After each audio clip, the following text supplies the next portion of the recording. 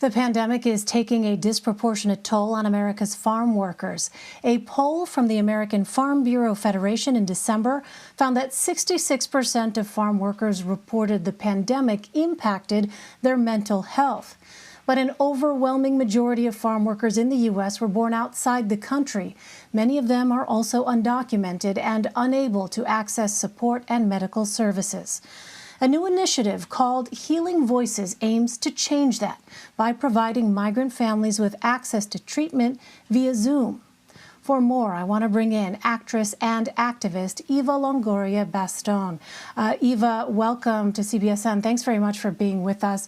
I think when a lot of people look at the food on their table, they may not think about how it got there and what it took to get that food to their table. Can you talk to us, first of all, about the conditions that farm workers in this country face and how that may have changed over the course of the pandemic?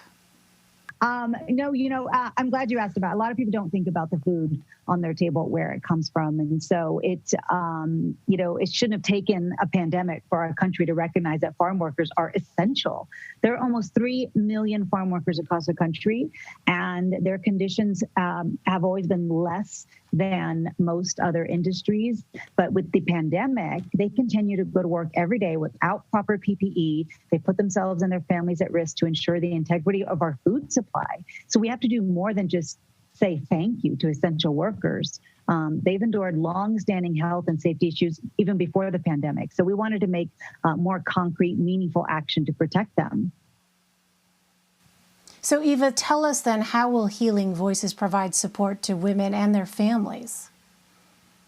Well, I don't think Mónica Ramírez is on yet, but Mónica's organization has done unbelievable work to support farm workers' physical safety during the pandemic. But just as important as physical health is mental health. And that's why all of our organizations, Justice for Migrant Women, the Eva Longoria Foundation, Latinx Therapy, and the National Migrant and Seasonal Head Start, we're launching Healing Voices. And it's the very first of its kind.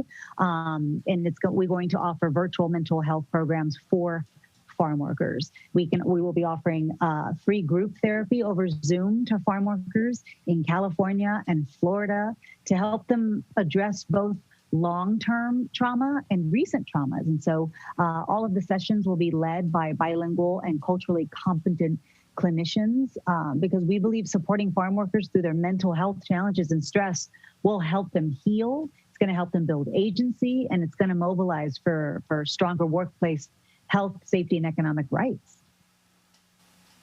So let's go ahead and bring in Mónica Ramírez to this conversation. She is the founder and president of Justice for Migrant Women. Mónica, welcome. So can you discuss the Healing Voices curriculum? What resources will families actually have access to? Thank you so much. It's great to be here with you and with Eva. We are focusing on 4 core pillars in the curriculum that's been developed by 2 therapists who've been working in partnership with us on the project. And the 4 core pillars of the program are on parenting, on planting, so really looking at the individual and their own sense of self. We're also going to be doing group sessions on the personal. And then the last session that we're really focusing on is on partnering. And the different modalities that are going to be used through this curriculum are going to be role-playing, breath work, meditation. There will be storytelling. So there are going to be very interactive sessions that will be taking place. Some of the groups will be clinical, some of the groups will be non-clinical. And we think that the overall program with the 4 pillars will really help to provide the kind of well-rounded support that folks need during this time. And Mónica, why storytelling? How is storytelling part of this new healing model? Well, I think naturally we are storytellers, and by sharing our stories, storytelling helps us to heal. It allows us to express some of the, our biggest fears and concerns. And we believe that by opening the space for people to share their stories and their experiences, and for others to hear those and to be empathetic and to be in solidarity with them as they're hearing those stories, that will help to really assist people as they begin this journey, this healing journey that they're going to be on through this program, and then of course beyond through whatever other support they're receiving. And I'm going to add also that we've consulted with more than 150 farm worker participants and experts to plan this program. So we want to continue to learn directly from farm workers about how to meet their needs during this pilot program, and then we hope to scale it nationally. That's right. Mónica, I wanted to ask, as we touched on it before you joined the conversation, the kinds of conditions that these farm workers are facing.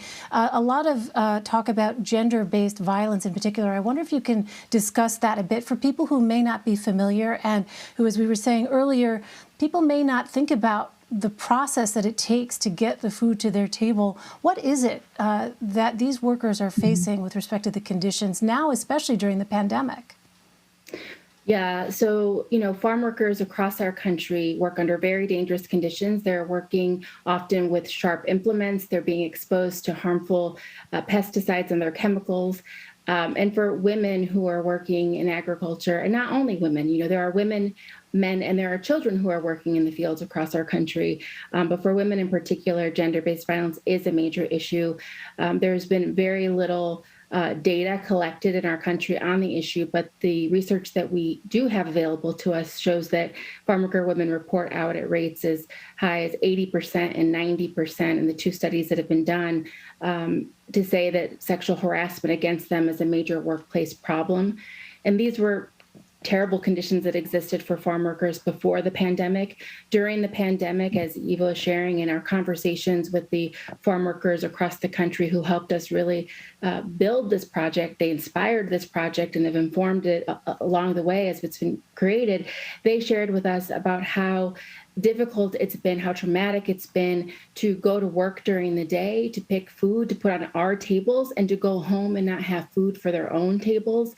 They've talked to us about the anxiety that they feel, that their children might not be able to continue their studies because they don't have access to broadband, because it's been extraordinarily difficult for them to be able to continue their education during the pandemic, particularly when schools were closed and when there were requirements for folks to get online, because farm worker families didn't have the computers, the tools they needed to be able to do that. And for some farm worker parents, it was particularly difficult because English is not their predominant language, and they didn't have the supports that they needed to be able to assist their children with their schooling. And these are just some of the issues. We talked to parents who told us that, they were having to make the difficult choice about whether to take their children with them into the fields where they could be exposed to these dangerous conditions, or leave them at home because they didn't have daycare available to them. So the parents that we've been speaking with and other farm workers that we've been talking to throughout this pandemic have just expressed concern after concern and have made it very clear to us that this is the kind of support that they need right now, and that it's support that they've really needed for a long time because their working conditions have always been hard. Eva Longoria, Bastón, and Mónica Ramírez, thank you both for joining us. We really appreciate your time. Thank you. Thank you.